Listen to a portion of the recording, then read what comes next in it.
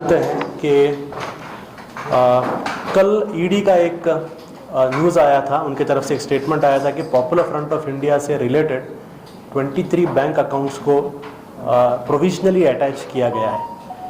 Popular Front of India strongly इसको condemn करता है।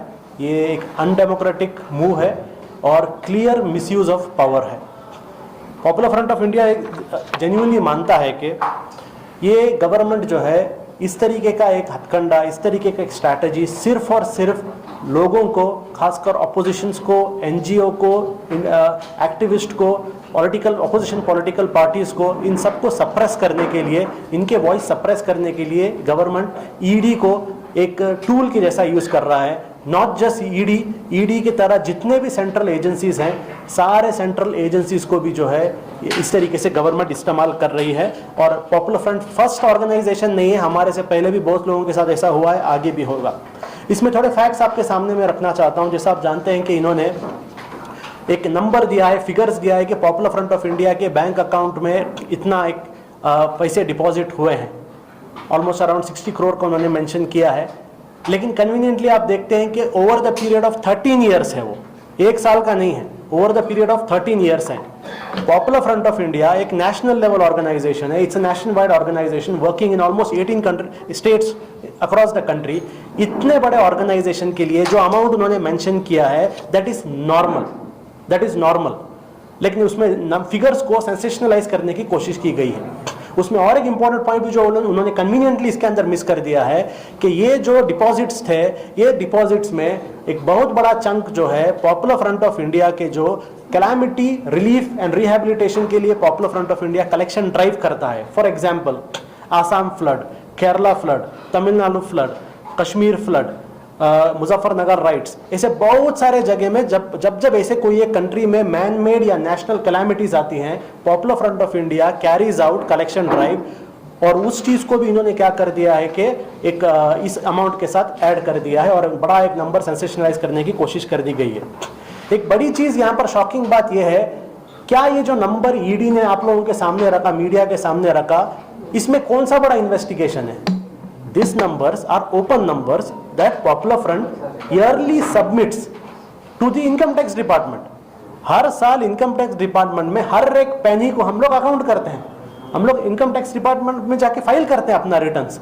तो ये कोई बड़ा ईडी के इन्वेस्टिगेशन में आने वाला नंबर्स की जरूरत नहीं है, ये सेम नंबर्स हैं जो हर साल हम इनकम टैक्स फाइल करते हैं।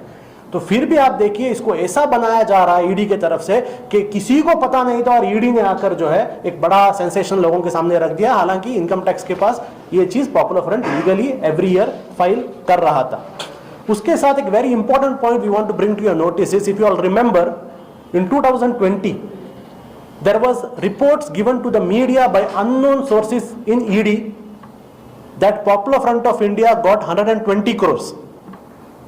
All of you might have remembered that. You all asked us many questions that time that Popular Front को 120 crores आया है as per ED records. अभी ED बता रहा है 60 करोड़। उसका मतलब क्या है?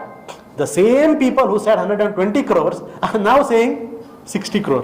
So that means उस टाइम जो रिपोर्ट ईडी सोर्सेज के तरफ से मीडिया को फीड किया गया था, that was fake, fabricated with the only intention of defaming popular front. और आज ईडी का जो स्टेटमेंट आया है कल, वो स्टेटमेंट ईडी के प्रीवियस एलिगेशन को नेगेट करता है। Another thing we want to say that you all cannot blindly believe in what ED is saying, because it was the same ED was giving fabricated and fake inputs to media in 2020 and today they have negated themselves. It's a proof they themselves have ulterior their ulterior motive is clear in that. Secondly, इसके अंदर आप देखेंगे same strategy popular front के साथ ही नहीं, amnesty international के साथ भी हुआ, ग्रीन पीस के साथ भी हुआ। उनके भी अकाउंट्स हम देखते हैं फ्रीज किया जा रहा है। और इंडिया में एक ट्रेंड आप लोग देख रहे हैं कि एनी करप्ट पॉलिटिशियन जिसके पीछे बीजेपी आता है, ईडी आता है, द नेक्स्ट मोमेंट वो बीजेपी को ज्वाइन करता है। यानी ईडी को एज अ टूल इस्तेमाल किया जा रहा है even to pressurise politicians to join BJP. A very huge list हमारे पास है, आप लोगों को, मीडिया को भी पता है कितने लोग जिनके पीछे ईडी आया था all of a sudden BJP को जाते हैं और वॉशिंग मशीन की तरह क्लीन हो जाते हैं। समझे? बड़े बड़े लीडर्स, बड़े बड़े एमपीज, वो लोगों ने भी इस तरीके का बात ओपनली कहा है। और एक इंपॉर्टेंट पॉइंट आप देखते हैं, क्या इंडिया में बीजेपी के एमपीज पर, बीजेपी के लीडर्स पर करप्शन एलिगेशंस नहीं है? क्या ईडी बीजेपी के पीछे क्यों नहीं जाता? Why is ED not going after BJP leaders? और आप देखेंगे बीजेपी के क्रोर्स एंड क्रोर्स के करप्शन स्कैंडल्स को कन्वीनियंटली ईडी इग्नोर कर रहा है। इसमें एक पॉइंट वेरी क्लियर है कि ED is acting as a tool of the union government led by the BJP to target any voices that oppose the RSS, that oppose the Sangh Parivar or they oppose the BJP policies. There is no doubt in that. इसमें last 8 साल में numerous proofs है और even everyone in the country knows. Popular Front of India is being targeted for one major reason is because we have emerged from the marginalized sections. Marginalized sections से हम emerge हुए हैं, हमें fund public करता है, और from day one we have a policy that as the people are funding us, so our entire funding is transparent, and that is what I said earlier, each and every penny is accounted through our income tax return. That is our credibility and transparency that we have maintained.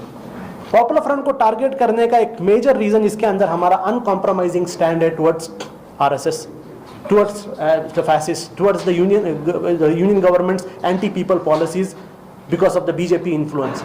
जो हम लोग इसको जो oppose कर रहे हैं, इसके वजह से they are targeting and it is purely political motivated cases, but they are targeting us to stop us from what we are doing. They are targeting us to push us back. But Popular Front would like to say that we will continue our assertive stand. हमारा जो अब तक का stand है, ये stand में कोई भी चेंजेस होने वाला नहीं है.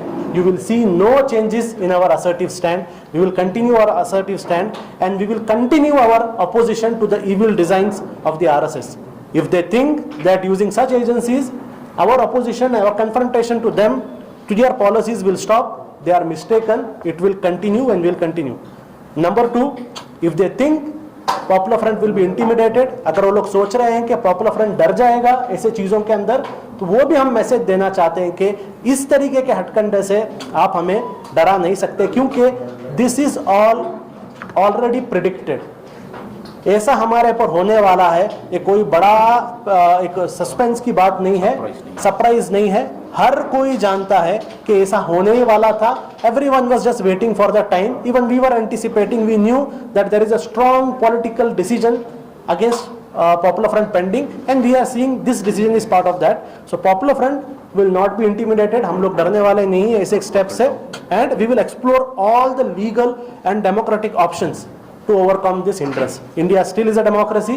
इंडिया में अभी भी कॉन्स्टिट्यूशन का राज है. इंडिया के अंदर अभी भी एक इंडिपेंडेंट जुडिशरी है. अभी भी इंडिया के अंदर होप है. और पॉपुलर फ्रंट ऑफ इंडिया जो लीगल ऑप्शंस हमारे सामने मौजूद हैं, जो डेमोक्रेटिक ऑप्शन हमारे सामने मौजूद है, पिछले कई सालों से जब भी हमारे खिलाफ ऐसे ऑपोजिशंस आए हैं, we have been using all our legal and democratic means and we are able to confront them through legal and democratic means. We will continue that. Popular Front of India वापस और एक point भी we want to address to the people of the country. We want to address it to the people of the country who love democracy. जिनको democracy से मोहब्बत है, जो democracy को प्रोटेक्ट करना चाहते हैं. This is time that they should come forward and condemn what is happening with Popular Front. A silence should not be there, because it is pretty clear that it's not an attack only on Popular Front of India. If you have seen पिछले चंद हफ्तों में अगर आप देखेंगे, बहुत सारे opposition parties and opposition leaders के ऊपर भी अगर आप देखेंगे इसी तरीके से अटैक्स हुए हैं.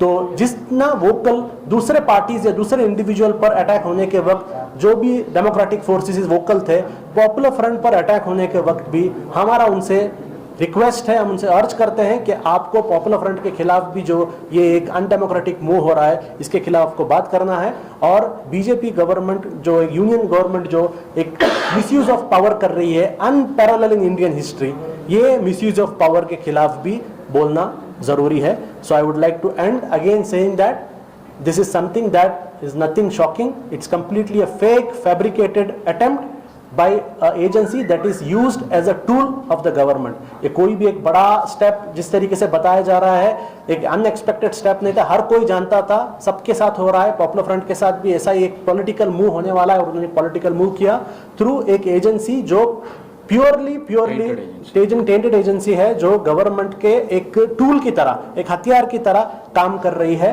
To oppress, to suppress organizations like Popular Front and any other oppositions. और Popular Front will not be intimidated. हम डरने वाले नहीं हैं इन चीज़ों से. हम जिस तरीके से हमारी जो एक स्ट्रगल थी, हमारे एक डेमोक्रेटिक कॉज के लिए हमारा जो स्ट्रगल था, वो स्ट्रगल कंटिन्यू होते रहेगा.